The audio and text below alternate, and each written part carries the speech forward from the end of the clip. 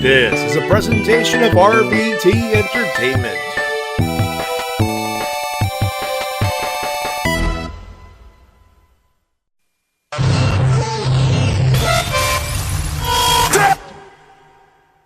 What's your name, ma'am? Stacy. Oh, Stacy. What do you do for a living, Stacy? I work for a Christian publishing company. If there's one thing I can't stand. Listen up, slap nuts. Sit down, dummy, I'm talking. You know, they say all men are created equal, but you look at me and you look at Small Joe, and you can see that statement is not true. Oh, Randy! He's fat! You f***ing numpty! What are you laughing at, face? Shut your mouth.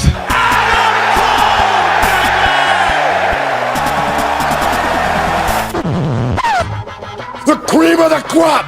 Nobody does it better. Hey, hi, hello, good lord, my mic sounds good. Damn you, Skype and Windows updates! Shake fist, shake fist, shake fist. Yeah, I sounded quite like shit last week. Well, among other things, Twitch was being a dick, and what am I saying? Hey, hi, hello, ladies and gentlemen, and welcome to the Wrestle-Cast, presented by RVT Entertainment on the BrokenInfinite.com, Automatic.com, iTunes, and wherever else you may find this fine audio recording and live on Twitch, on RVT Entertainment's official Twitch.tv channel. Talking about professional wrestling, both in the mainstream and the independent scene. My name's Matty, and as you can tell, I'm already off the rails because T-Dub is not here. He is still recovering from a nasty bit of the cold. The same ailment that caused his canceling of the Rift Down show. And T-Dub, if you're listening, get well soon, brother! We'll see. I'll see you in a couple of weeks. Because next week I'll be at the indie wrestling show having a good time. Just saying. My name's Matty J. That is in TWK's virtual seat this week is my good friend from the Absolution Network's award-nominated CMG's Wrestling Reviews, Matty Leonhart. Ladies and gentlemen, boys and girls, children of all ages, the Wrestle-Cast proudly brings to you the most glorious show that ever lived, your wrestling rabbi, an undisputed, unchained Jewish champion. So just sit back and get ready to bask in my glory, bro. You sound happy in your head place. Oh, I am so happy in my head place and other places as well. And mostly because, I was getting ready to come up here and let everybody know that I heard that Matty J on Monday night on Twitter was cashing checks that his ass couldn't cash, and I was ready to come here to say that Matty J, there is one word to describe you, but then before the show, I found out that I didn't need to. I should have explained that tweet a little better. I wasn't mad about the fact that they put Charlotte Flair. It's story progression. They got 2 months to fill before Mania, for God's sakes. Not mad at that particular part. So I'm mad at Vince McMahon being a heel for the 11th zillionth time, but we'll get to that. Yes. We'll get to that, asshole. So I can't quite call Matty J Fickle. Oh, I'm fickle. Everyone here is fickle. You know why? Daniel Bryan said we're fickle. Ain't no denying that we're fickle, my friend. We all are fickle. I don't know about you, but I take care of my planet, so I know he's not talking about me. Oh, I take care of the planet too. Actually, we're legally mandated by the city to take care of the city. We have to compost stuff, but never mind. Minor detail. How are you, bud? Oh, I already said you're good. So stuff and things happened this week. No, stuff happened. I don't know how else to put it. This week will be a show. Point blank. Here's on the show, we got Elimination Chamber, which, yes, that's a thing that's happening. It might have snuck up on you. Yeah, it did. It kind of did on me. Well, we have some AEW news because why the fuck not? We got Elimination Chamber. We have our Thursday. We got your news. You got your emails and comments. We got a Jew. The Jewish man, as you will. The Wrestle-Cast's own version of the Wrestle-Cast's answer to Paul Heyman. Yeah. And by the way, before we do anything else, you might have noticed in the chat there, a big thank you to Evil Reverend. He is the Reverend in the chat, by the way, who subscribed at Tier 1 for the 9th month in a row. Thank you very much for that subscription. By the way, is Hairball in the chat losing his mind because I'm on? I mean, I could check it, I could check real quick. Not yet. There are a few people in there, but I don't think people... I know Hairball travels. I know he's a trucker, so that definitely helps. Yeah. Sorry. What? No, I'm laughing at my stupidity. I made a Hong Kong noise. I'm like, what am I, 5? No, God. Then again, every time I say I'm rich, biatch, like it's like the end of every Chappelle show. Honk honk. Anyway, let's see. The Reverend says we're warmed up. I agree. Let's get to the business at hand. Our clip of the week. There were a few. There were a few outside of WWE even inside of WWE that were pretty good. This week, though, once again, All Elite Wrestling takes center stage. But, ladies and gentlemen, The Rock called it a babyface promo. I say, well, that's not exactly. I don't think he's intended to be a babyface. Oh, never mind. Heat. Never mind. Sunday Night Heat. Stuff and things. The promo itself, ladies and gentlemen, Chris Jericho. He posted this on Twitter. I saw it. It was a thing that happened. Take a listen. Tell him he's wrong. That's all I'm going to say. Take a listen. It's a very exciting time for All Elite Wrestling after selling out Double or Nothing in just 4 minutes. 12,000 tickets sold at the MGM Grand in just 4 minutes. It's unprecedented in Las Vegas pro wrestling history. The first time ever that a show is sold out in less than a day, never mind less than 5 minutes. And everybody is so excited. Cody and the Bucks are saying, we did it! And Kenny Omega is saying, we did it! And every single person who bought a ticket to go to the show and who's going to watch at home on pay-per-view is saying, we did it! We are part of something special! We made this happen together! We did it! But is that really the truth? Huh? Really? Honestly? Or is the more accurate description... Oh, God, stop it. I just realized... I goofed up hard here. Like real hard. You hear some background noise in the background. I did not mute that. There was something that needed to be muted, and that was not part of the video. So let me find the clip in question, so you may actually be able to, to actually take a listen to it. I believe this particular promo was on the Twitter of the actually it's the pinned promo. So we're gonna put this up here. This is the intended version, with of course apologies to the people. Let's get back to the business at hand. If it'll play, of course. There we go. It's a very exciting time for All Elite Wrestling after selling out Double or Nothing in just 4 minutes. 12,000 tickets sold at the MGM Grand in just 4 minutes. It's unprecedented in Las Vegas pro wrestling history. The first time ever that a show is sold out in less than a day, never mind less than 5 minutes.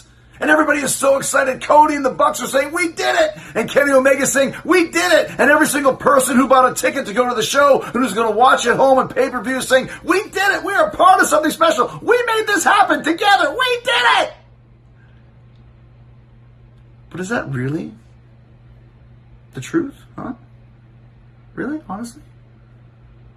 Or is the more accurate description, I did it? As in Chris Jericho single-handedly sold 12,000 tickets in 4 minutes, because that is the truth. Because that is what Chris Jericho does. It's the same way that Chris Jericho made AEW legit the moment I stepped on that stage at the rally in Jacksonville. At that exact moment, suddenly everybody's saying, AEW, Jericho's there, I want to be a part of it. Jericho's there, I want to be there. Jericho's there, I want to buy a ticket. I want to buy 12,000 tickets in 4 minutes. You see, because when Chris Jericho's on the roster, the biggest star in the world today, it doesn't matter who else is on the show. We've got some huge stars, but it doesn't matter if Kenny Omega's on the show, or Cody's on the show, or MJF is on the show, or Mahatma Gandhi's on the show. I mean, you could raise John Lennon from the dead and have him walk arm in arm with the Young Bucks down the street as the new elite, and it does not matter. Because when you have Chris Jericho, that's all you need. One of the biggest stars in the history of this business is now in All Elite Wrestling. And the moment that I showed up, suddenly there's waves being caused. Chris Jericho gets people talking. Chris Jericho gets people involved. Chris Jericho gets people excited. To the point of selling out 12,000 tickets in 4 minutes. So on May 25th at the MGM Grand Arena in Las Vegas, Nevada, I am going to beat Kenny Omega. I am going to beat the best belt machine, the best wrestler in the world today, but I'm going to beat him. And when I do, I'm not just beating Kenny. I'm beating Cody, and I'm beating Matt Jackson, and I'm beating Nick Jackson, and I'm beating Pac, and I'm beating Hangman Page, and I'm beating Dr. Britt Baker, and I'm beating every single sycophant who has bought into this theory that we made this happen together, because that's not true. I made it happen. Single-handedly. I am the sole reason why AEW is a smash success right out of the gate. And I want all of you to thank me for that. And for all the huge success that AEW will scale in the future on my back. You're welcome.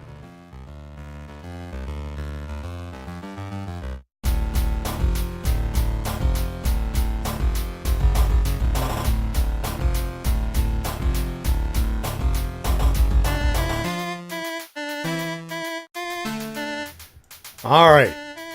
Live editing is awesome, ladies and gentlemen. So good thing I knew where to go for that one. That was on their Twitter and nowhere else, so that helps. So wait a minute. Why was the first video you played? I forgot to mute my microphone because Audition has only one audio source, not two, for some reason, and the recording, for some reason, I was putting something in the background. It obviously bled into the audio recording. Oh, I didn't hear anything. Well, if WWE pings us, you know why. I was watching some old Stone Cold footage. It was in the background.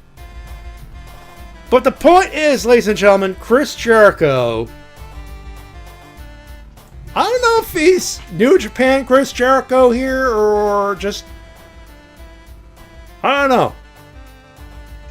But I hope it is. He definitely looked like motherfucker Jericho, motherfucker Chris, like motherfucker Mike, but more pissed off. Anyway, so yeah, that happened. Also, a shitload of blowback because they're allowing transgender people in wrestling. Oh my god. Okay. Well, it's interesting because I actually have that story up. Well, let's start with that. So, some people have had issues. It's not just people like, oh, we don't want any transgendered in our ring. They've also gotten pushback from people who feel they've not gone far enough. So, I'm reading... To the people who say not far enough, people, it's a baby step situation. I'm talking about the people who are transphobic and homophobic and people who think transgender people and homosexual people don't belong. Asshole? What about Pat Patterson? Does he belong in a ring? Well, let me read some of these tweets first because it's important to set it up. So, like, first, the one person says, "I'm super appreciative of you guys showcasing trans and queer wrestling. It's equally important you guys address the rampant homophobia in some of your fan base with a lot of these comments. Messages showcasing your disapproval goes a long way. Acknowledgement that many have spoken about the sexism, homophobia, and transphobia goes a long way. Hiring them is one thing, but protecting them and ensuring to your fans that you won't stand for this behavior is needed and wanted by a lot of us." And then others echo that, so you guys need to take a stand against transphobic responses to this match. Take a stand and show LGBT fans that they are safe at AEW events. And Cody and Brandy, they said, okay. Cody said, "We are promoting matches that are causing this apparent debate, which I admittedly have not seen and instead have seen only excitement and happiness. The stand is in standing by those matches. Why would we signal boost hatred? Wrestling is for everybody, not everything is a scandal." To which Brandy Rose also said, "As we look ahead to Las Vegas, let's take this opportunity to make it clear that AEW is totally inclusive. We fully support and celebrate all of our athletes and all of our fans regardless of their sexual orientation, race, gender, religion, or ethnicity, period. A safe, inclusive, respectful, and cool environment will be central to everything we do in AEW. So basically... Oh, sorry. I was trying to finish the tweet, but yeah, go ahead. I'm going to say, because we're all going to come together as a community to change the world. Go ahead. Basically, Cody went, "I don't give a fuck. I'm just booking the match because I think it's going to be a good match." And Brady's going, "We're just including everybody." Well, it's interesting because this controversy is kind of AEW's making, and let me explain why. I don't fault them for including transgendered wrestlers. That's great. But they did it in a way that made the extremes on both sides say, "Ooh, our new battlefield," and they came running. I mean, when really all they wanted to do was literally with Sonny Kiss. It was obviously more obvious because Sonny Kiss is, well, he's obvious. With Nyla Rose, first off, I didn't even know she was transgender until someone told me she was transgender. I just thought, I was like, "Ooh, big chick, gonna kick some ass. Cool. Hope you do good." And that's all I cared about. Oh, understandable. But again, to me, I point to like WWE. You look at somebody like Sonya Deville. They certainly celebrate the fact that, yes, she's part of that. But first, they also established the character. So to them, her celebrating who she isn't so much a statement of like, this is all she's about. She's a character first, and then this is adding to her character. And I think it's the same thing with Nyla and Sonny Kiss. But what I'm saying is that the way AEW did their statement, put their statement, that statement by Brandy is after the fact. I think the whole controversy is people taking a shit on it because they're obviously transphobic and homophobic, and just people were jumping that shit in half a minute. The reason I brought it up is like, people, can we calm the fuck down and enjoy some professional fucking wrestling? I agree with you, but do we even care if she's transgender? Do we even care if he's homophobic? Do we even care if he's homosexual? Excuse me, wrong wording. Do we care? Anybody? Because if you care, you have too much time on your hands. I agree with you on that statement. I think everybody here agrees with you. What I'm saying, no, as somebody who's a communication major, as somebody who understands, using the right words, the way they worded it to try to gain attention towards their company, because they were trying to showcase it as, oh, this is something we're doing different from WWE, even though No. This is you're putting words in their mouth, dude. I'm not putting words in their mouth. What I'm saying is... You are! You totally fucking are! They projected it in a way that signal boost to these two extreme sides. Now they're trying to make this into a controversy, which it isn't. We all agree this isn't a controversy. There's nothing here. It's just two groups of assholes being assholes and trying to ruin something that we love. But what I'm saying is what drew them to it were certain statements. Again, this goes back to, it's sort of the same thing that AEW did when they worded their equal pay statement, because people were very confused to what that meant. And so, again, they have to be better at making sure those statements. So, but but then again, even they've said this is a learning process to them. That's true. They've admitted that in multiple conferences. So, and that's fine. The only thing we could say there is, hopefully they learn from whatever mistake they did. Exactly. But we have to acknowledge the mistake in the first place. So, honestly, I think they did the biggest mistake they could have said is, "Oh, we're going to ban this," or "We don't accept." I think they just put up a statement for the sake of people were asking for a statement, and if nothing else, they're accommodating to the fans, but at the same time understanding not everyone's going to agree with this shit. Here's our statement, our employment statement. Here's what we give a fuck about, and when we move on. I think that's what they're doing. I just read into it, go thinking they're just doing this because they don't want to. This is already a shit show. It's not even their shit show. It's someone else's shit show. So listen, here's our statement on this. Let's move on. Everyone else is still making a big stink of it because they're making a big stink of it. While Cody and Brandy are going, okay, here's our stance. Can we just move on to booking the wrestling now? We should focus on the wrestling. Yeah. But again, at the same time, I do want to sit there and say, and this, let me do it. This is not just AEW, this is WWE. This is for anybody, for any company out there. Okay? Sorry, I was afraid my door was about to open. But for anybody, it's understand we now live in the land of extremists. We have extremists on both sides. You have to be careful how you word certain things, because then you could attract them, because they are always looking for the next battlefield to battle each other. Whether it be Gamergate, whether it be an Oscar controversy, whatever it is, they are looking for the next bullshit to bullshit about and make all our lives a living hell. All right.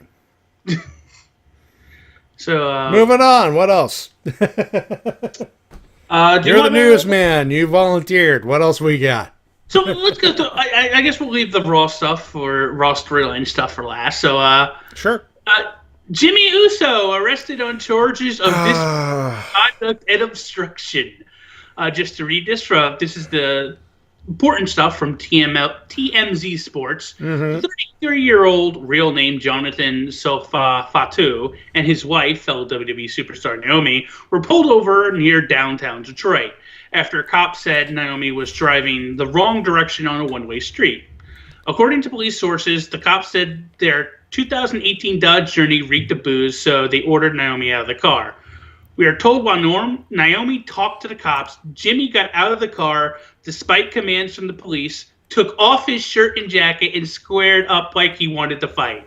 We're told the officers took out their tasers because he was scared for his safety. No fucking shit. It's a Samoan who is pissed off. I don't know if I can blame him or not. The reports go on to say that Uso calmed down and eventually was handcuffed, taken to jail before posting bond. He was charged with disorderly conduct and obstruction. WWE, at the time of this article, said WWE had not released a statement. They have so far, which they said the same thing they said about Jey Uso when he which is when you hear "Welcome to the Uso Penitentiary," ladies and gentlemen, they're not kidding.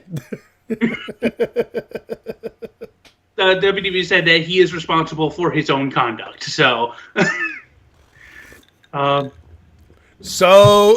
those expecting the Usos to not win the tag titles, a little bit of history lesson. You heard Mattis bring up the other Uso getting arrested, and a few days later they won they had a match and they won the tag. They were pushed at the top of the tag team division at the time. They became tag champs. So, McMiz, say bye to those tag belts, I guess. Well, I think, I think what helps Jimmy here, as far as I'm sure he'll be reprimanded from the company for making the company look bad in a way, but at the same time, he did do anything other than, obviously he was drunk, and thank God he calmed down and he posted bond. I'm sure he'll plead guilty to what he did, and which is better than the alternative of what he could have done, which could have made it that much more worse. But it's not the best thing you want to be doing right before you're supposed to have a major pay-per-view match. I do not want to do another because I got high thing because instead of both Usos, but they got drunk. So thank God I don't have to do that. But I guess next news item I have: Charlotte Flair defends Eva Marie.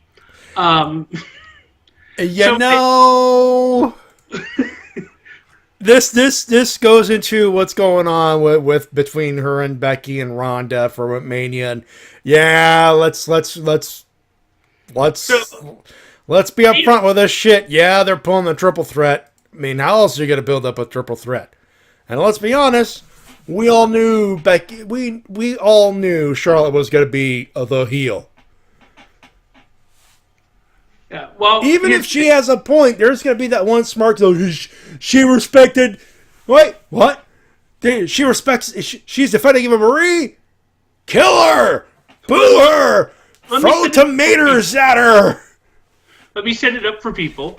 Apparently, Charlotte was saying that Ruby Riott just might beat Ronda this Sunday, and change everything. And so somebody decided to tweet to Charlotte that Ruby Riott sucks even worse than Eva Marie. Oh, whoa! Number one, fuck you. That Ruby Riott's good. She's just having a bad spurt, and we all do. We all have those bad stretches of time. It happens.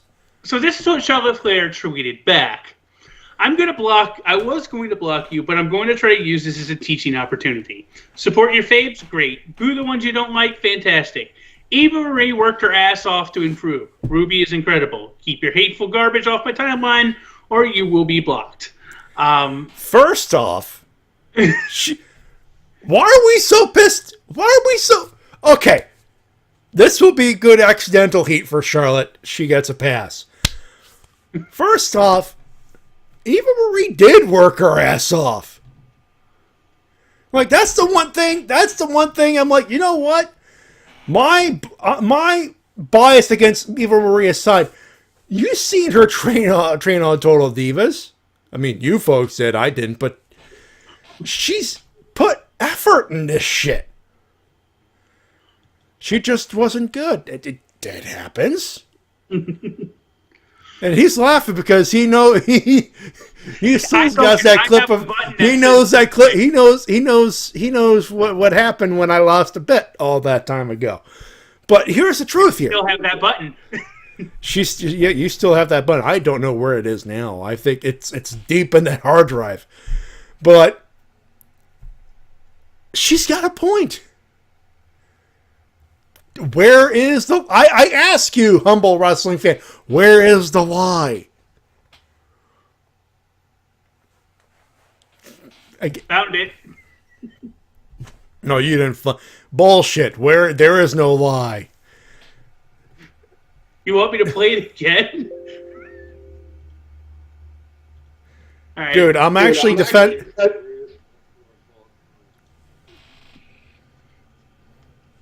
I was actually... Okay, you could take it away. Take it away. Echo. Yeah, I had to turn up my volume to play it. But no, I'm actually I'm defending Charlotte, defending Eva Marie. What is wrong? A, what is wrong with E? And B, there's anything wrong with that. She's not wrong. I didn't say she was wrong. But it's going to be good heel heat. Considering Yeah. people, wait, she's defending the worst wrestler of all time. Boo her! It works on both levels, but it does. It is just, I thought, a funny story. Yeah, it is. That's what it is. Moving on, we have some wrestling news. Tonight and I believe tomorrow night is Evolved. Yep, Evolve. Evolve. No 121, D. No D. 122. No D. Some of the matches. Future AEW star Darby Allin will be facing Austin Theory for his Evolve World Championship. Good luck to him. That should be good luck to both gentlemen. That should be good. Adam Cole, baby. Will be taking on former Evolve World Champion Shane Strickland, who, by the way, has been rumored to be coming to WWE soon. It's been one of the big rumors. Yeah. Also, yeah. Strickland versus Adam Cole, baby. Yes, please. This is all for 121, by the way. Yeah. The Street Profits defend the Evolve Tag Team Championships against AR Fox and DJZ. Cool. Eddie Kingston faces Anthony Henry. Aja Pereira defends the Shine Nova Championship against Priscilla Kelly. So tampons will be involved, folks. That was an adult show, for God's sakes. People, I was like, I had a whole rant a few weeks ago when that was the hot viral thing, and guys like, Gail Kim and Jim Ross were calling that shit disgusting, and I'm like, Marks, the lot of you marks. Well, I had more of an issue with her saying that we should complain it's all fake. Oh, okay, she was obviously lacking a little bit of tact, obviously, at that, but it did. But we'll talk about that another time. Yeah. Apparently, 6 of AR Fox's finest students are facing off in a scramble match. All right. Josh Briggs takes on Kurt Stallion, and Harlem Bravado faces JD Drake. Cute. Then on Saturday, JD Drake defends the WWN Championship against Montez Ford. Austin Theory faces Anthony Henry.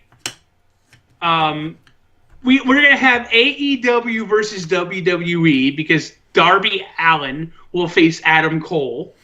That's gonna be a thing. It's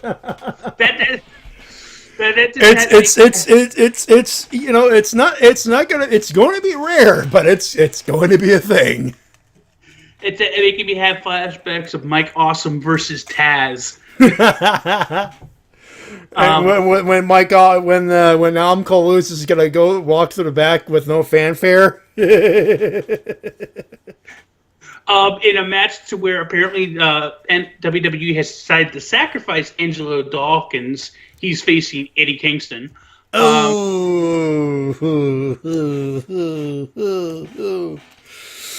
Good luck. You'll need it. Shane Strickland will be facing AR Fox, which will be a high-flying classic. Josh Briggs will be facing DJZ. Curtis Stallion will be facing Harlem Bravado, and many more. And, of course, you can always find Evolve on, I believe, on the WNN network. Yep, World Wrestling Network. Also, MLW has made announcements for their next pay-per-view, Imitation Games, which will take place on March 2nd. Intimidation Games. Thank you, because I can speak English, folks. Can't you tell? Actually, let me start from the bottom and go up. So we have Puma King versus Hijo de la Park. Hijo de LA Park. Hijo de la Park. Yep. You are reading phonetically, my friend. Yep. I am. He's hooked on phonics, ladies and gentlemen. Can you tell? I'm kidding. Moving on. In a death match, La Park versus Mance Warner, excuse me. L.A. Park. Yep. Don't get your ass in trouble with La Parka, dude. LA Park versus Mance Warner in a death match, which is surprising because Mance Warner hasn't been in MLW, I think, long enough for there really to be a death match. But I've only seen I get the feeling this will be built up over the next few MLW fusions. For all those who thought the Lucha Bros were going, they're not. They actually announced on their on the thing last week on Fusion last week. Made a whole big deal, and live from Las Vegas with Conan, they said, "No, we're going everywhere. We're staying." And so the Lucha Bros will be facing Team AAA of Taurus and Laredo Kid. And they have a picture of Taurus, who I've never seen before, and god fucking damn it. You know that Minotaur boss from the first God of War game? Yep. Yep, it looks like they put that in human form. Hey, don't insult the Luchadors. It's a character, dude. Yep. I'm not saying there's anything bad about that. And in your main event for the World Heavyweight title, in a steel cage, Filthy Tom Lawyer will face Low Key. Filthy Tom Lawyer? Is it Lawler? It's Lawler. Lawler. Filthy Tom Lawler. Yes. Versus And then, he's laughing his ass off. I'm like, I thought I had the speech impediment here, for God's sakes. Well, yeah. And then, I guess, last but not least, we had the final stop of New Beginnings. The New Beginning in Osaka. I did not watch. I only watched the main event, which was, in fairness, a good match. In case you're wondering what the heck happened, I have the results right here. I have it here, New Japan, NJPW1972.com. Liger to Kojima and Tenzan, they defeated the Suzuki Goon Trio. And Minoru Suzuki, curtain jerker. Disqualification. Yeah, DQ. It was DQ. But again, Minoru Suzuki, curtain jerker. Something's wrong with that. The whole thing here is they're building that storyline of Tenzan trying to get Iizuka to be good again before his retirement, which is coming up. Good luck with that. Sonata and Evil, they defeated Yoshida and Shota Umino. They were just young bucks. Actually, no, this was a really good match. It was. If you haven't seen it, you need to, because the young lions here got a lot more offense, and they really did a good job of making it look like they could do an upset. And so I know a lot of times young lion matches can be skipped over. Don't skip over this one.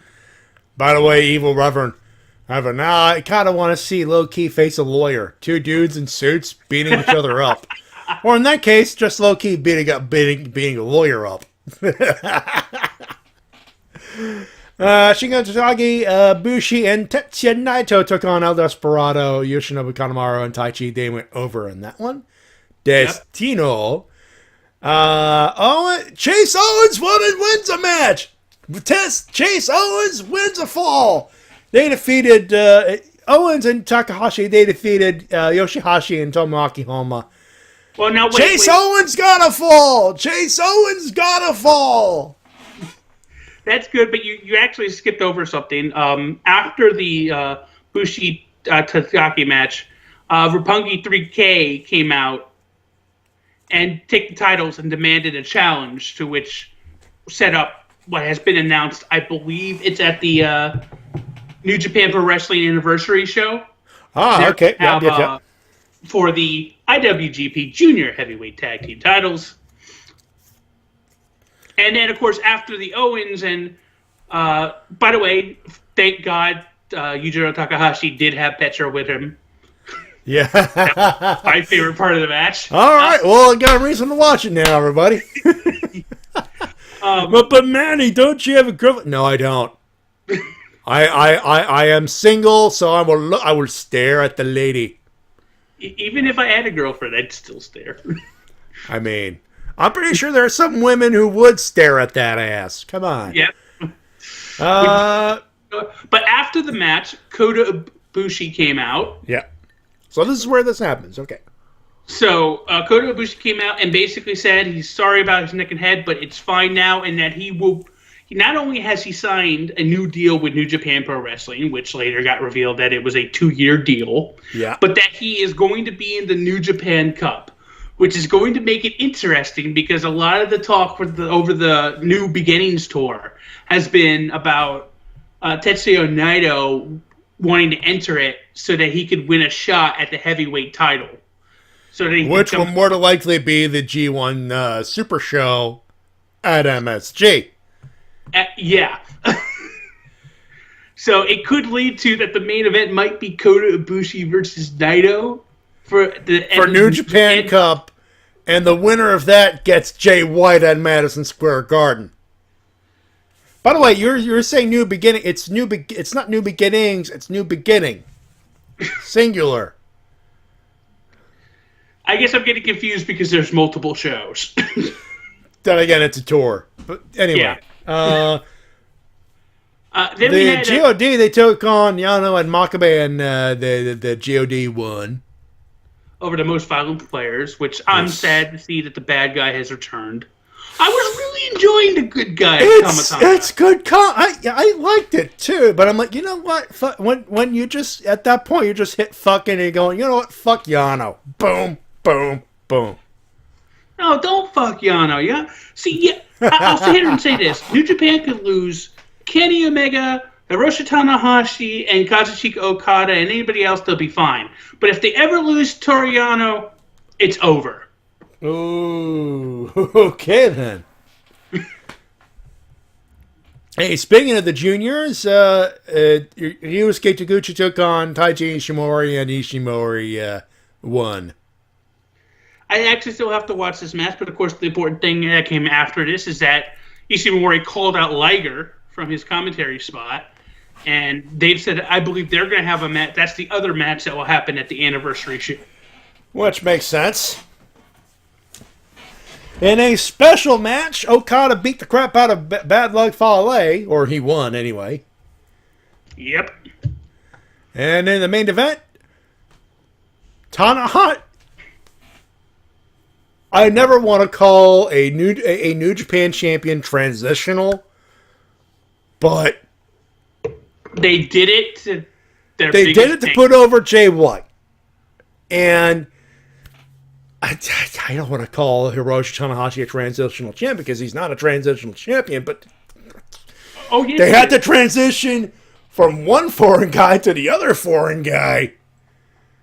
No, Colt, what it is? They made him a transitional champion. They did. I hate to say it, I really do, but that's what happened. And I want people to understand this. I know it was a good match, and it was. It was a good match. Yeah. And I've actually been enjoying Jay White's heel. I mean, we all praise him. You know what? People are saying that he's still green, he's still this. He's a good heel. But all that and they are lacking in good main event heels. What are you going to do? Flaunt Minoru Suzuki up there again? Come on, folks. Tama Tonga is a good heel, but Jay White's the better heel. He gets good heat. So, I think this was the wrong decision, though. Like, I'm not going to disagree with you because this is one of those situations where this could be another Okada, but it's going to take time. I'm with you on this simply because with all the shit that's going on, with the fact that their first into U.S. tour kind of got screwed over because of the government shutdown, they could have used Tanahashi up there for a little bit longer. This is a big risk. I'm not saying that he shouldn't eventually win the title, but at least especially with everything that they were doing on the tour, beyond the tour, the lead up to Wrestle Kingdom and everything, to where at every stop, Jay White was beating both Tanahashi and Okada. You know, the better storyline, just on storyline principle, would have been, at least for here, for Tanahashi to come out on top. And then you could have Jay White get another shot and beat him at Sakura Genesis or at the finals of the New Japan Cup?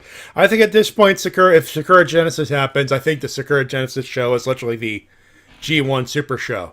Okay. I think that's what it is. They haven't plugged a Sakura Genesis, so I think that's their big show at MSG is their spring show. I mean, it's MSG. Why would it not? But like, he didn't have but you basically just had Tanahashi have a title reign where he didn't have a successful title defense. And like, this is, it ruins the great comeback story that was Tanahashi of last year. Yeah, and I have to agree with you on that one, honestly. I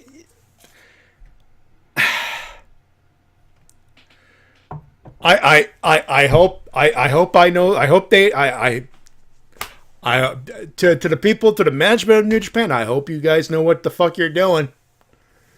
Because apparently, there was a rumor that the resale market for tickets, like, it's technically sold out, but there are people thinking, oh, they were sold out on the power of the potential of seeing Kenny Omega and you know, the guys like the Bucks and Cody. And guess what? They're going to go show up. They got another company they got to put together.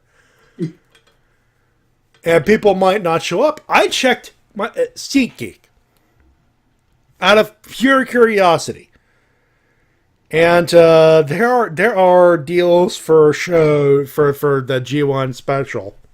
Let me put up the thing real quick, because let's see, Ring of Honor Wrestling, April 5th, your ROH New Japan present G1 Supercard.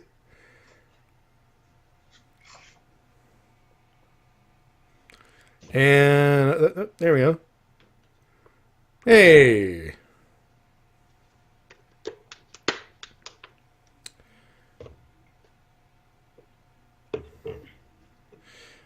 That's weird. Okay, there's no sitting chart. Okay, never mind. But the other day they had the entire big arena and everything lighted up green. The whole arena green with tickets available. Ouch.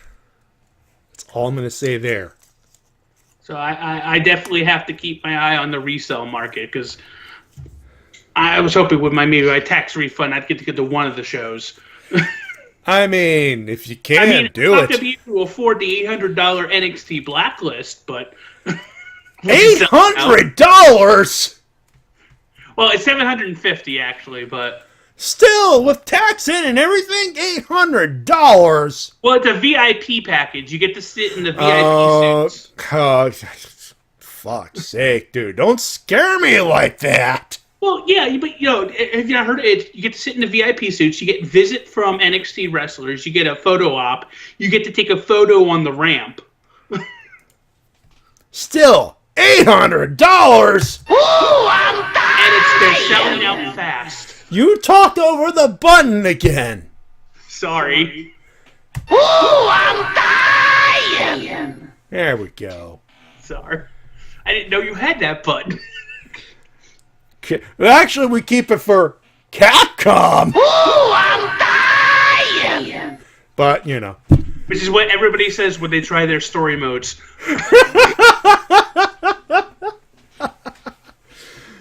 Oh, it's like $800. $800? Ooh, I'm dying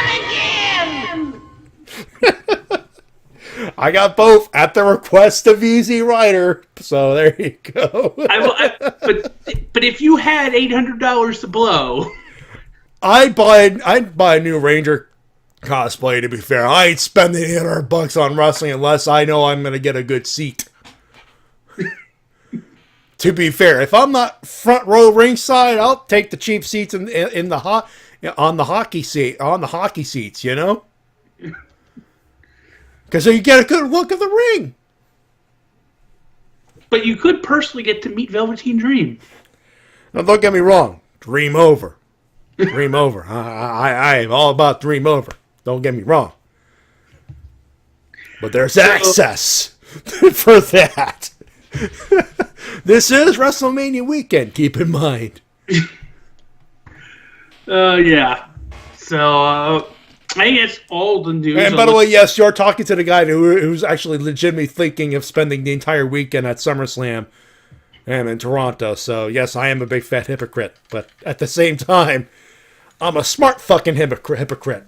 How far are you from Toronto? Train drive-wise, 5 hours. I could literally take the train to it. And being reasonably downtown for the whole weekend. And yeah, I am legitimately thinking of getting a hotel room nearby and having like NXT TakeOver and SummerSlam for the whole weekend. And maybe Raw if I feel suicidal. But, you know. I may have to talk to you about that. You got your passport, bud?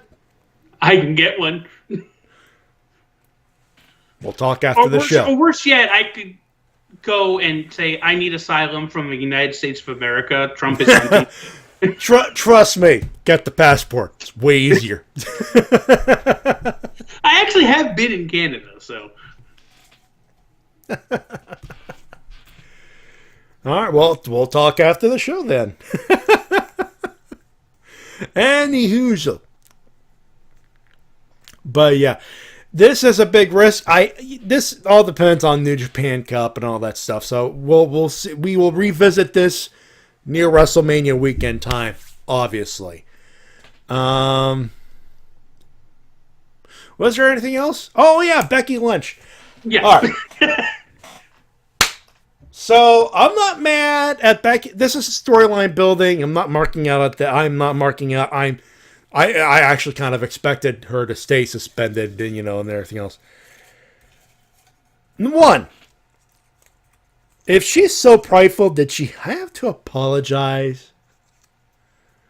Honestly, if we're gonna go the Stone Cold Steve Austin route with this, did she really have to apologize? If we're gonna fuck over and have Vince McMahon turn heel manager again, I'm not mad at the fact that they turned this a triple threat. We were all kind of expecting it, hoping it wouldn't happen, thinking it's the stupidest thing. But at the end of the day, it's like, listen, they're bullheaded enough to go for it. Let them have their thing, whatever. Plus, Charlotte heel as a full-on heel. Charlotte Flair as a full-on heel. Fine. Side effect is good. Did we really have to emasculate her? She apologizes. You're in. Hey, I'm in. Ronda said it's the face-off. And then Vince McMahon, you're suspended, bitch. Cut her balls off, why don't you?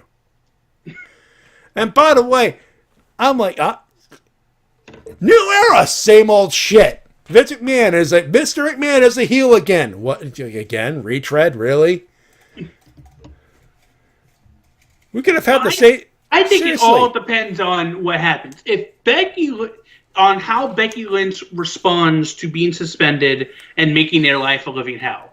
If she can make their life a living hell, as we believe she can. And should, at this point. Should. Jesus Christ. If they don't, and it becomes a letdown as far as how she gets revenge and gets her match back, okay, then it was a bad move. But again, this is just a setup move, so I actually have no problem with it. I prefer Vince McMahon being heel than being face, to be quite honest. But we've seen the Authority too many fucking times. But it always fucking works. It's not... I can't endorse this. To me, it's like you're cutting... You cut her balls off. You've taken her pride just so she'd have her match with Ronda. And then all of a sudden, forget about it. You're fucked. Could we have just, have her shit on Stephanie one more time, then suspended her? It means an end, and now you're mad, and then you have motivated. Now I'm like, okay, her balls have been figuratively cut off. Now you're gonna suspend her over that bullshit. Oh, you think you think Becky Lynch gave it to Stephanie before? Oh, she was just going light. Now that they've pissed Becky off. Oh no. Steph and Trips. They held their word. Vince didn't. And Vince is gonna. I really hope. I'm really hoping that I get to see Becky Lynch drive a cement truck. That's not going to happen. But don't crush the dream. No, it's not going to be a cement truck. It's going to be a lube truck. Because goddamn it, that truck's going to lube up that Corvette, that newish Corvette. And then Becky's going, "Hey Vince, bed down. The lube's not for you, it's for the Corvette. It's going up your ass." The whole goddamn thing. Don't tell that to Shintiger Curl, he'll do it. It's like he'll drop his pants, bend over and say, "Yes, mistress." All the way in. No. Hey, I am not saying anything that Shintiger Curl hasn't already said himself. I need to watch Riff Down more. Just to listen to you guys talk. From Shintiger's own mouth, it said, Becky Lynch says, "Drop the pants." "Yes, ma'am." Hey, if Becky wants to fuck you, know, wrap it up. Let's have some fun. That's all I'm gonna say. But no, I actually like it. I like it because I like it. It was made enough of it of a different storyline than the Stone Cold. You know, with all the Stone Cold comparisons, I love the fact that it's not a straight up ripoff. You add a different element to her character of her that she is willing to swallow her because it was about trust issues and she doesn't trust anybody. And so you had Steph and Triple H and just apologize, and she apologized. And at first it looked okay, but then Vince had to be a cock blocker about it and fuck everything up. And so it makes him look like it also makes it look like basically Charlotte got it because of her daddy. And so again, that she used her contacts to basically sway McMahon into pushing her. Wait, Mattis isn't telling you anything that you all don't already know.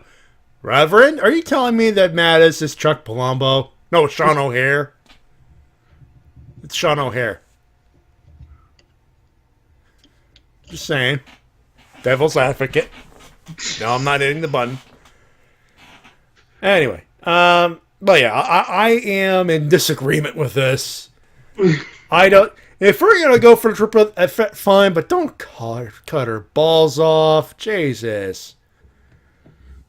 And I'm saying, well, anyways, so I'm saying that it's only cutting her balls off if they don't do anything good from it. You put too much trust on these guys to do something good. That's all I'm gonna say. I have trust in Becky Lynch. You have trust in Becky Lynch. That's fine. I don't have trust with the rest of the fucking Fed on this situation. We'll see. I look forward in a couple weeks when you're going to say I'm right. You say that, but you this want to is make the another bet? You say that, but this is the Fed. You want to make another bet? No. I rest my case. I learned my lesson there. I'm just going to say I don't trust anybody with this shit right now. I just don't. I'm like, you know what? I'll vote of my channel clicker, and it stays off the USA Network on Monday tonight. Or on Monday. Not even going to bother with the attention. And the sad part is we're talking about this. We're fully, well, I guess we'll talk about it in the comments section because we're not even yet talked about the Revival winning the tag. Good for them, by the way. Good for them. I don't care if it's a knee-jerk reaction by the Fed trying to keep everybody from leaving and jumping ship and going to the brand new shiny thing that's gonna be good. Good for the Revival. And it was a great match too. It was. That crowd could suck a dick, though. Oh, that crowd was dead, and no. You should have popped more. That was a great match. Anyway, shall we get to the thing? I think we should get to the thing. Get to the thing. It's time for your emails and comments of the week. You can send them at thewrestlecast@gmail.com. Programming note, no WrestleCast next week. I will be at Femme Fatale, NCW's Femme Fatale at the St. Anthony's Hall in Ottawa, Ontario. Little Italy section is the thing. And let me just get you the card real quick. Femme Fatale 21, presented by NCW and C4 Wrestling. It is at the St. Anthony's Banquet Hall, 523 St. Anthony Street, Ottawa, Ontario. Doors at 6:30. The meet and greet will be between that and 7:30. With a better time, 8 p.m. I got my front row reserved. They're sold out, but they got tickets $21 for online, 20. They're available all sorts of places online and all that good stuff. Kimberly versus Miss Mercedes Martinez, one of the big matches. Nicole Matthews and Nicole Savoy. Triple threat between Neve, Chris Statlander, and Samantha Heights. Allison Kay. Here's a familiar name. Lufisto. Jessica Havoc versus Penelope Ford. There's another name. Kasey, Spinelli, Veda, Scott, Alexa versus Alexia Nicole, and Willow Nightingale. Plus Vanessa Craven will be in attendance for the evening's festivities. Oh, it's good that she'll be there after, was it her, Vanessa Bourne, who got beat up this past Wednesday by Baszler and crew? Bourne, I think, because Craven's not signed with WWE. She just did the Mae Young Classic.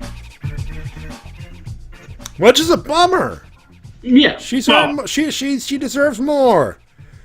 Oh, well, the person at the top of the list that should have been signed is Mercedes Martinez, but that's come on, that's obvious here. But that's a good card. It's women's wrestling. You should go see it. Also, call it a gut feeling. There's a couple of people from that wrestling promotion that we talked about at the beginning of the show there. AEW. All I'm going to say is I expect a Brandy Rhodes. And maybe a Cody. I expect any Young Bucks because they'd have to super kick women, and that's kind of a no-no right now. But you get the idea, is what I'm trying to say here. Unless Twiggy... well, yeah. Mercedes Martinez needs to be signed, obviously. Well, unless they decide to have Twiggy beat up poor Joey Ryan. Which, if that happens, good Lord, what the fuck? But no, I just had a psychic thought. They're going to come to promotion to announce that they have signed Eva Marie. I ought to dave you for that, but I'm not. Yes, I am. Moving on. Airball's happy. Yes. If he is listening to this, which I'm sure he is. He promised to do an email. He said time. So that's a thing that happened. We begin with French Otaku. He's our one email of this week again. We're only 2 months until WrestleMania. We'll get to see through 2 pay-per-views, 3 for count NXT TakeOver, but that's another story. And on top of it all off, the Elimination Chamber pay-per-view, aka No Way Out or No Escape in Germany. So no review for Raw, which was okay and got mixed feeling concerning the ending. And SmackDown, Kofi Kingston was the man during that gauntlet. Yes, he indeed fucking was. I also feel bad for Mustafa Ali, that poor bastard, and that concussion. You'll get back in it, brah. That's all I'm going to say. Caillou. So Caillou, a.k.a. Baldy Baron versus Brawny the Strowman. No DQ out of nowhere. I get it. It's a way they get to protect Braun, but even so, he's still going to lose thanks to some interference by Drew McIntyre. So alas, Corbin will to win the match.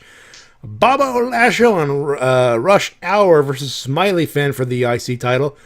If this leads to Balor winning the IC title, I'm all okay for that. My only wish is busting out the demon form at WrestleMania 35. We can always dream. Ooh, I love this. Raw Women's Championship, Heidi Lovelace. That's a name you should Google if you think Ruby Riott sucks, by the way. Google that name. Tell me she sucks after a couple hours of watching her matches, bitch.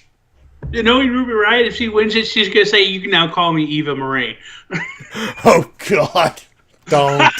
Don't even start with that shit. Ruby's going to lose, isn't she? Stick to the fans. So Heidi Lovelace versus Ronda Rousey. Ruby's going to lose, isn't she? Well, at least she'll pull off a great match with Ronda, and I can imagine Charlotte attacking Ronda at the end, only for Becky to interfere, which may lead to a number one contender spot at Fastlane, which might turn to a three-way dance at Mania 35. We can't have Becky versus Ronda in singles match, aren't you, WWE? Now, to be fair, I think the rumor I've read is triple threat at Mania, and then you have Backlash, Uno, Rousey versus Becky. If that's the case, I am okay with that compromise. Just saying. That's that. I didn't read that. That was just my opinion on that. Yeah, Cruz, yeah. Am I wrong?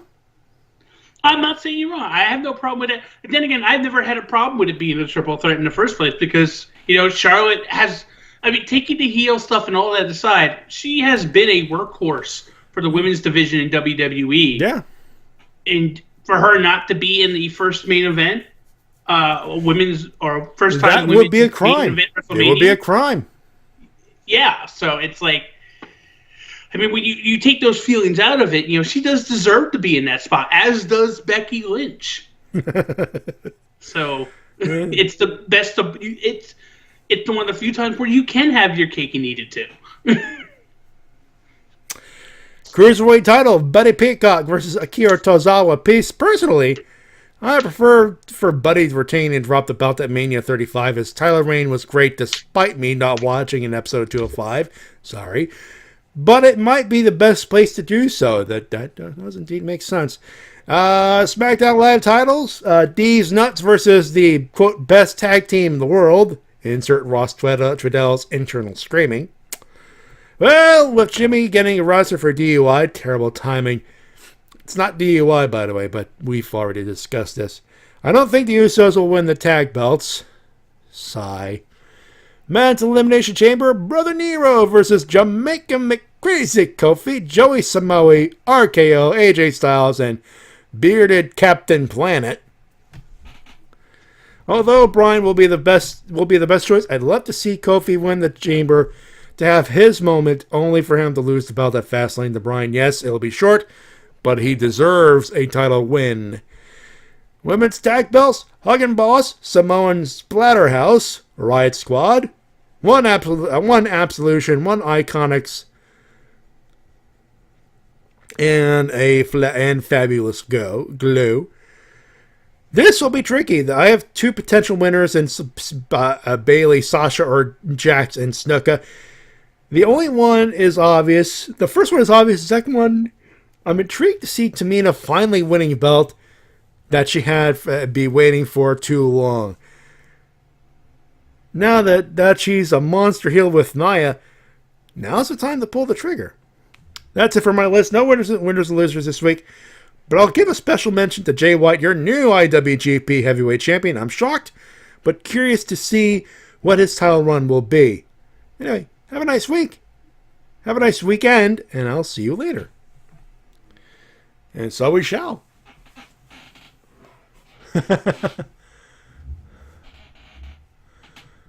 And my foot in your balls, says evil Reverend. And my foot in your balls, Captain Planet! Ted Turner. Nice. I see what you did there. Save the planet or I'll fucking kill you.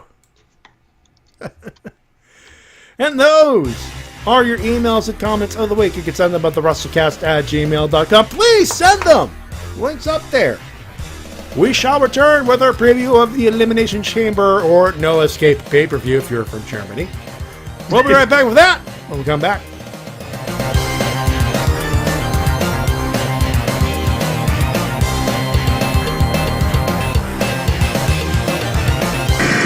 And now a word from our sponsors.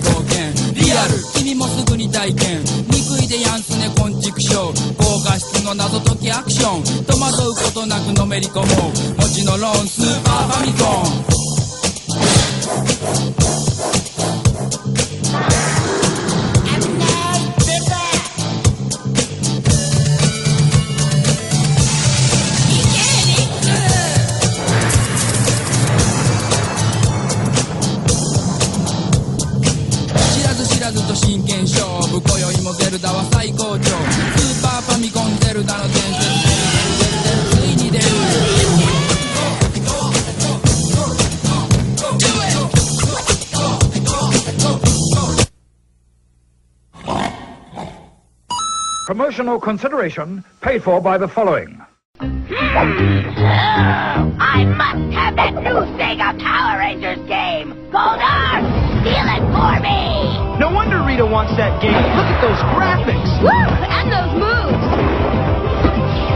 Check out those battle zones. Let's go, Goldar. Sorry, Rita. You'll have to buy it like everyone else. Huh? Sega. Power Rangers for Sega Genesis. Also available for Game Gear and Sega CD. All sold separately. This is WMOB Mobile. 12 on your channel dial and 12 in the TV ratings.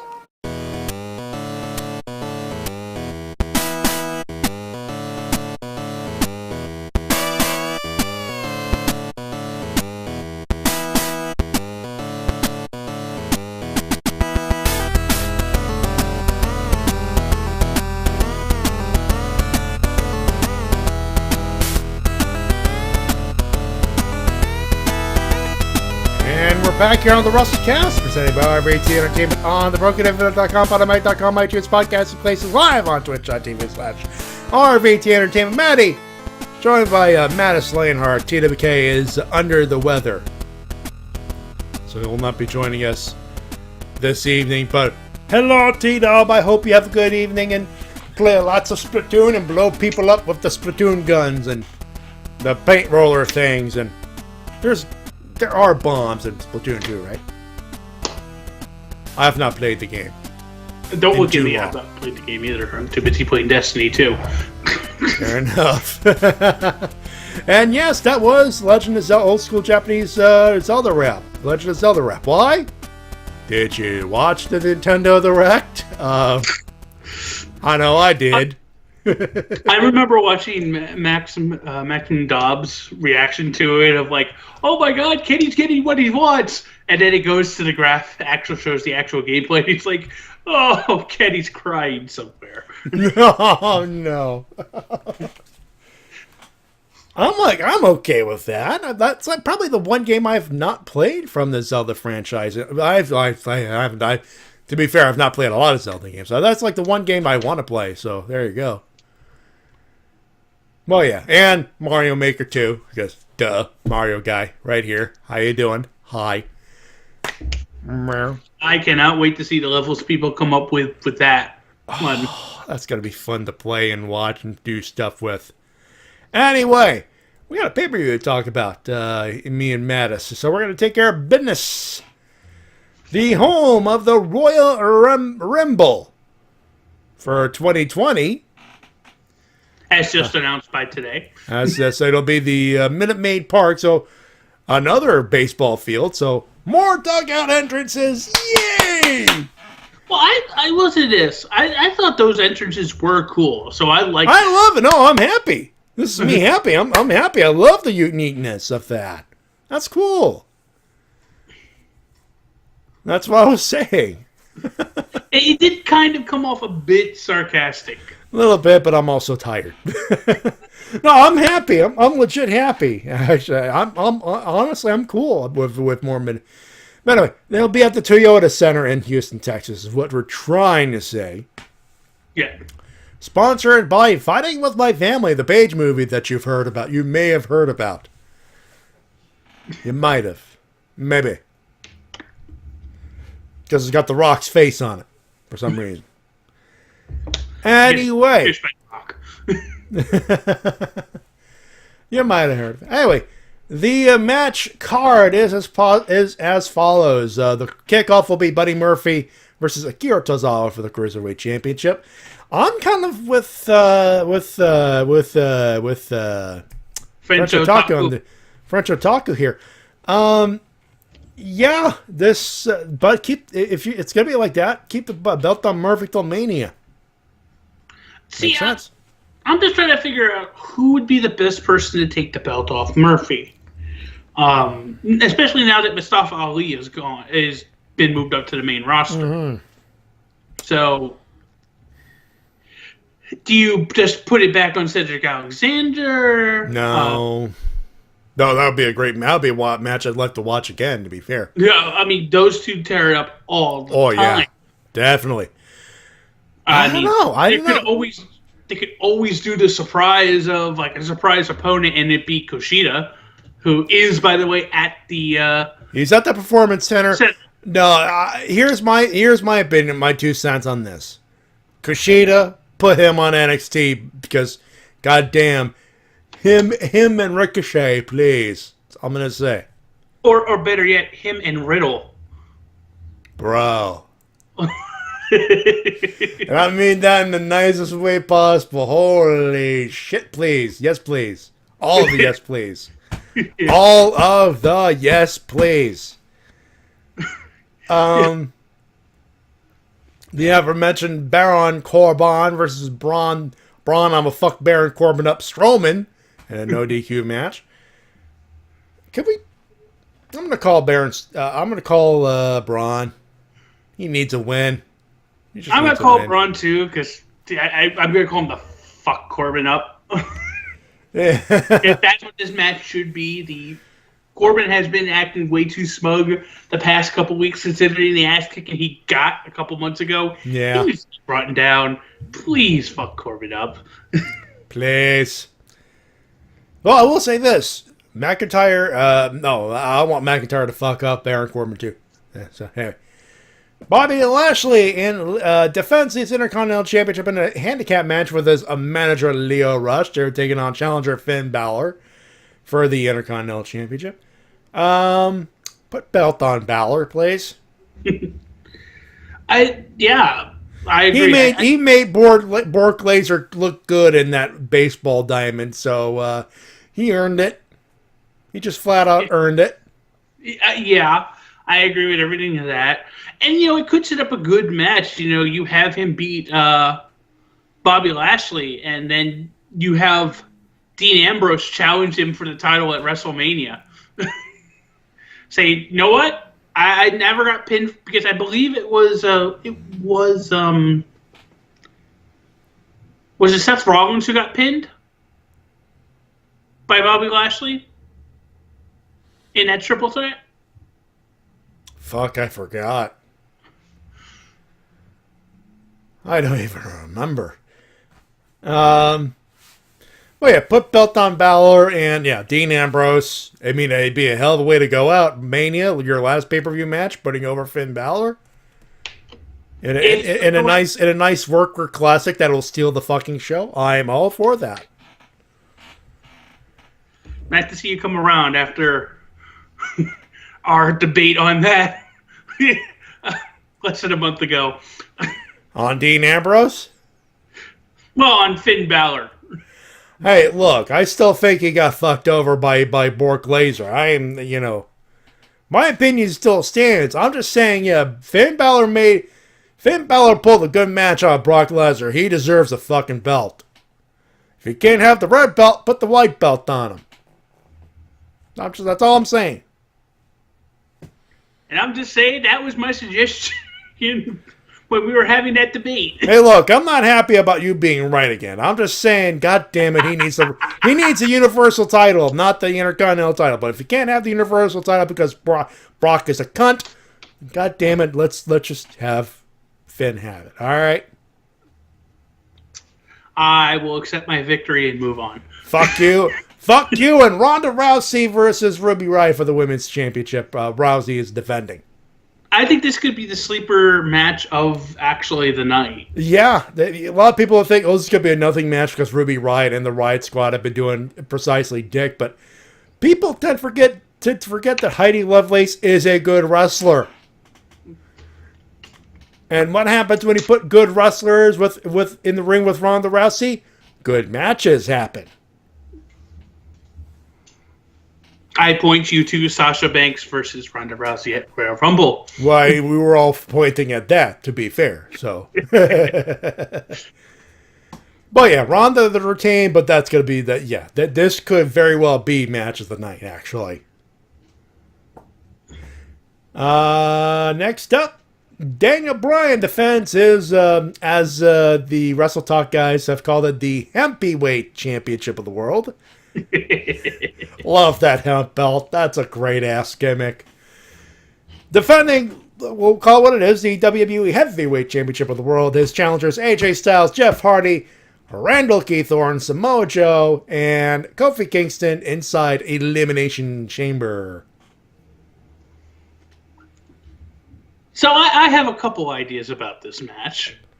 One is keep it on Daniel Bryan. In fact, I would not be surprised if we see Luke Harper return and join the crew. Yeah, that's the prevailing rumor right now. Yeah. So you have, and that would be interesting if actually both Luke Parker and Bray Wyatt come down. Oh God, no, not Bray Wyatt, but Luke Harper. It's like they joined the family, and now Bray Wyatt's over there going, all by myself. Don't wanna be all by myself. Delete self anymore. The other thing is, there's way too much talent in this match for yes. it. Okay. Elimination Chamber matches traditionally are either one of two things: very good or very shit. The amount of talent in here, you'd have to work fucking hard to fuck up this match. You'd have to work. There's a new button that's been played around on our ranks. It's like, the only way you can be so stupid is to ascribe to higher education. You gotta go to school to be that stupid. And to be fair, there are some highly educated motherfuckers and Jeff Hardy, but this, again, you'd have to try to fuck up that hard. Let's just call it right now. Jeff Hardy's going to get the spot monkey virus. Oh, Jesus, yeah. And he's jumping off that fucking pod. Okay. And thank God it's the safer pod, not the old pod, but just Jesus. And let's be honest, Kofi's probably going to climb like a spider monkey to the top and do the Kalisto spot. Anything you could do, I could do. By the way, that Kalisto spot sucked, okay? Let's not put that pressure on Kofi, for fuck's sake. But I do agree with Jeff and Kofi. Anything you could do, I could do better. I could jump higher things better than you. But speaking of Kofi, after last Tuesday night, I think I have now been infected with the dream that I know will never happen, but I'm hoping that everybody has. Yeah. That Kofi wins. Yeah, everyone's going, put belt on Kofi, when I'm going, okay, that'd be cool. But Brian's still going to retain. You know that, right? Don't care, put belt on Kofi. But it's Daniel Bryan. Here we go, but we need to dream. It's not something that if it doesn't happen, that I'm going to mark WWE for, because the smart thing to do would be to keep it upright, and it is the right thing to do. But you're still going to be pissed off for a couple of minutes, though. You're gonna be fully. Oh God! Can you imagine on Sunday, the last guy in there with Brian, because I'm assuming that's probably what's going to happen, is Kofi. Yeah. Good Lord, the salt when Brian retains, if that happens. Oh. By the way, I'm calling the last two competitors, Brian and Kofi. And it could smartly set up something to where at Fastlane, like a 6-man match where Brian and Harper and Rowan versus the New Day. Could be a hell of a way to build up the Mania. Yeah. But so yeah, Brian sleeper pick is Kofi. That's actually, right. Or AJ Styles because Well, Styles. My other sleeper actually is Samoa Joe. That makes sense. All right, next up, The Miz and Shane McMahon take on the Usos inside the penitentiary. Jimmy and Jay for the tag team titles. You can hear Ross Chevelle going, "Oh, fuck those bastards again." Sorry. That's okay. Miz to win. Miz to win. That's what I'm calling. I'm going to sit there and say, let's just clarify something about the penitentiary. The penitentiary will not be in the Toyota Center or in Houston. It will be in a jail cell in downtown Detroit due to complications beyond WWE's control. I am not calling for a repeat of the Usos' luck from last year. If their idea is, we want to push creative to have us win it, let's get arrested. I don't think that's working this year when your opponents are Shane McMahon and The Miz. No. No, I'm not seeing it either.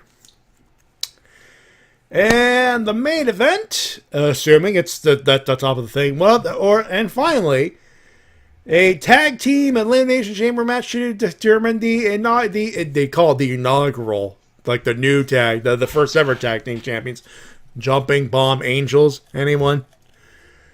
But for the WWE Women's Tag Team Championship, that's what it is. Nia Jax and Tamina, fuck that name, I'm not repeating it. The Riot Squad, Morgan and Logan. Taking on Mandy Rose and Sonya Deville. Taking on the Iconics, Billie Kay and Peyton Royce. Taking the Boston Hug Connection, Bayley and Sasha. And Naomi and Carmella. Now my dream, in my dream of dreams, is that Mandy Rose and Sonya Deville wins it. And Mandy Rose takes the belt and poses with it like Shawn Michaels did back in 1990s. That's just my dream. Oh, God.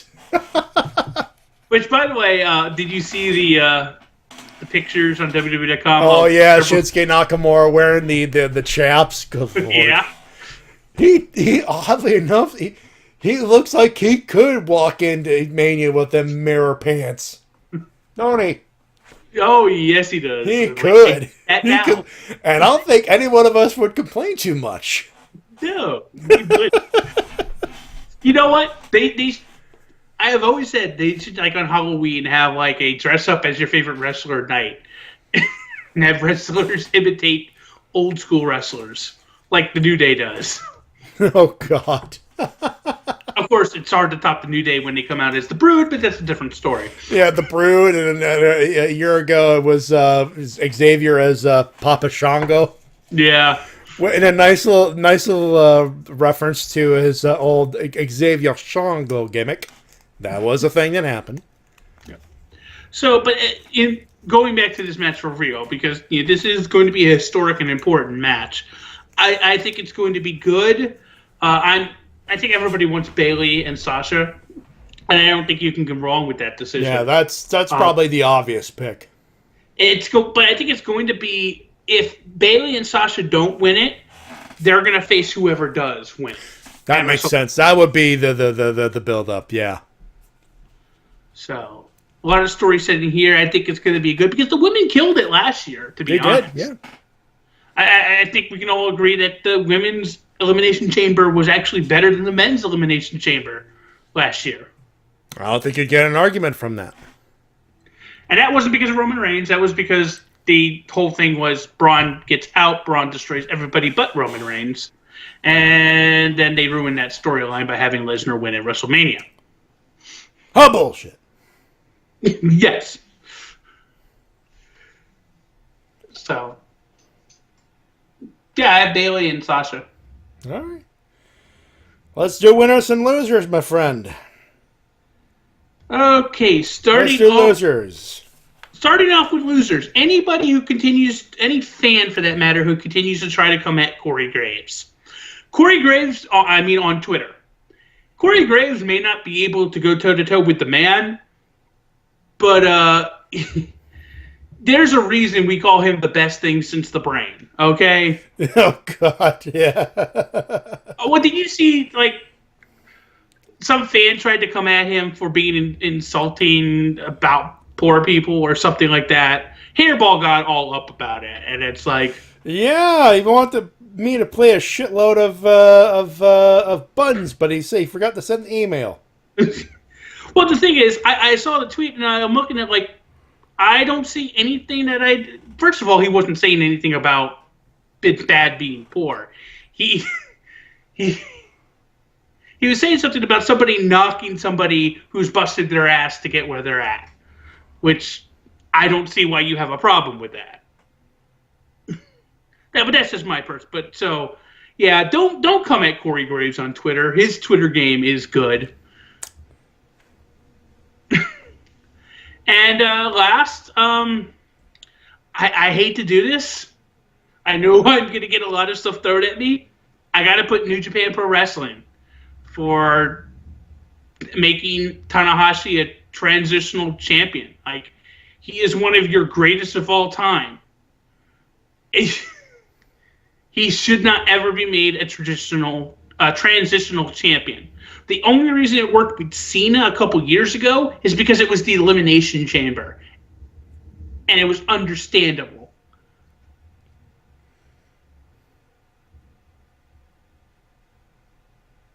You still with me, Matty? I'm with you. You're saying truths, my friend. I'm not going to argue. I am out of the. I am in neutral. I am in a neutral corner in this one. You folks can beat him up. I'm not.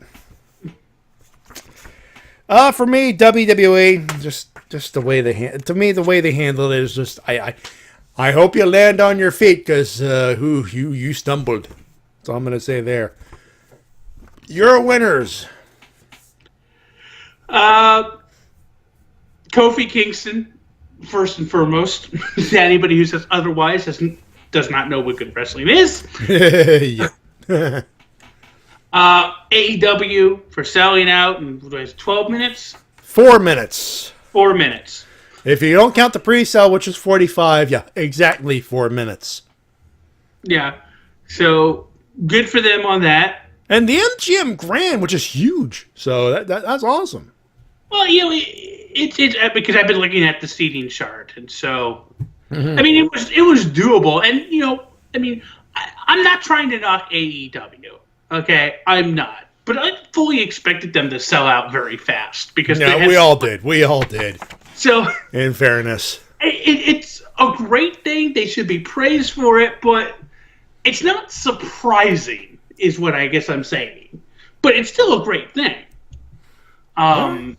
So, AEW, I actually do have to give Becky Lynch and Charlotte Flair and all of them and Ronda Rousey all a winner because I actually enjoyed the storyline and all the nuances of it, and I think it will work out because I have faith in them.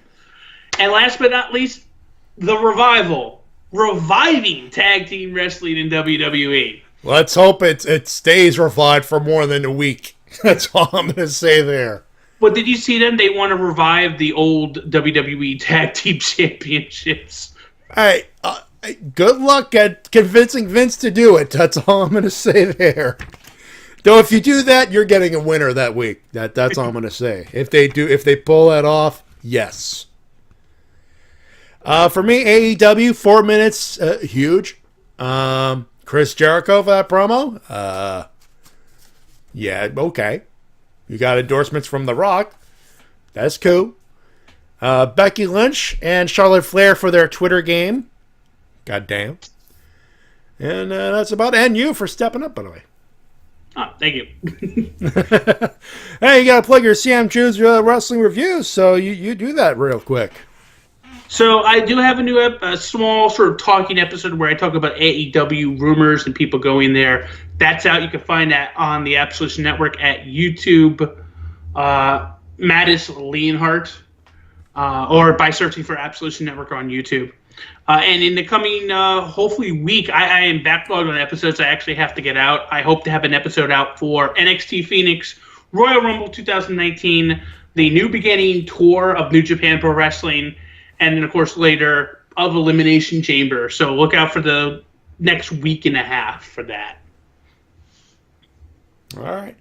As far as I am, on our end, of course, T-Dub has his Life is Strange Let's Play on his YouTube channel. You could follow that. His newest one, I think, was released today or yesterday, so you could go ahead and watch the shit out of that. Beyond that, I'm on Instagram and Twitter at MetaJ316. And if you could, of course, you could support our Patreon, our financial, by if you want to support us by financial means, excuse me. TWK's Patreon, patreon.com/RV, patreon.com/TWK reviews. Of course, my tip jar, paypal.me/MetaJ316. Any amount helps. That's going to do it for us, though. We're done. We squeezed an hour and a half out of two guys just talking about Becky Lynch. I just want to say, see, I can keep things under 2 hours, T-Dub. Well, that's when T-Dub isn't around, sadly. he'll still roast you on that. Anyway, that's going to do it for us, ladies and gentlemen. Thank you very much for tuning in and all that good stuff. On behalf of Mattis Leonhart. Remember, I am the most glorious Jew that ever lived, your wrestling rabbi, your undisputed Jewish champion. So just sit back and bask in my glory. Where's the bro? You forgot the bro! I was doing a dramatic pause, and then you cut to my dramatic pause. Thank you very much. Well, you cut off my bun earlier, so I guess that's even.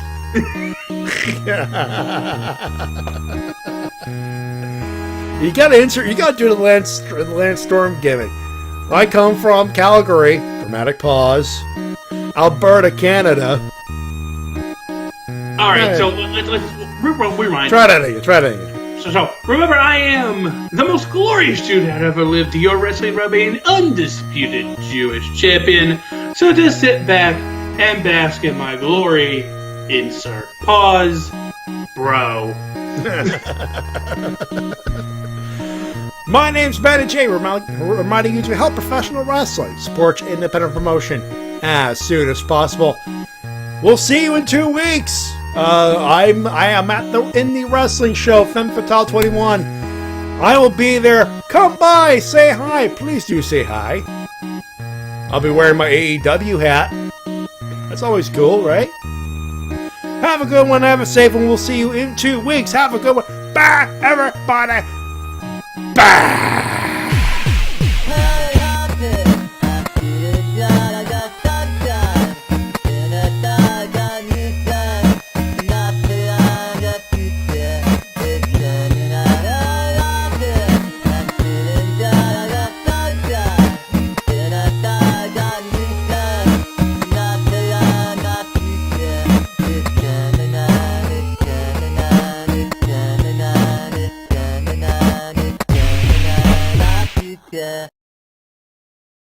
And next up we have Colonel McSweaty Bollocks, who of course is the best professional wrestler in the world. Shane McMahon, who of course is the best professional wrestler in the world. Shane McMahon, best professional wrestler in the world. Shane McMahon, who of course, if you didn't know, is the best professional wrestler in the world. That sweaty bastard, who of course is the best professional wrestler in the world. That sweaty delusional middle-aged prick, who of course is the best professional wrestler in the world. Adam, come on now, he's the best professional wrestler in the world, man. Best professional wrestler in the world. Best professional wrestler in the world. Best professional wrestler in the world. He's the best. It was just a pissing joke, man!